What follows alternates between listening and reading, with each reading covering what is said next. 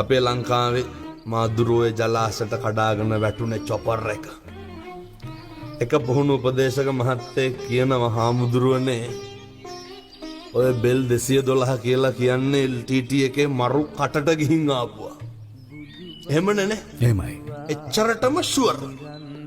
අපි නිකම් මේ බයිසිකල් 3 wheel පාරට දානවා වගේ ඕවා හැම උඩ දාන්නේ නෑනේ. වත් දැඩි පරීක්ෂාවකින් පසුවයි කරන්නේ. හැබැයි ඒ චොපර් එක ඇතුලේ ගියේ කවුද? අපි වගේ නිකන් මිනිස්සු නෙමෙයි. අතපය බැඳලා මහ මුහුදේ පීනන්න පුරුදු වෙච්ච විශේෂ බලකාය තරුණයෝනේ.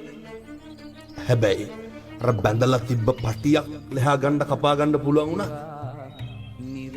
අච්චර ෂුවර් චොපර් එක අච්චර පුහුණුවක් තියෙන රණවිරෝ කම්මං දල්හං කින්ති කරෝමි. කර්මය දැඩි වුණාම මොනා කරන්නද? මේ බුදුරු දේශනා කරන්නේ බලන්න. කර්මය දැඩි වුණාම මහණෙනි ඒක මට කරන්න දෙයක් නැහැ.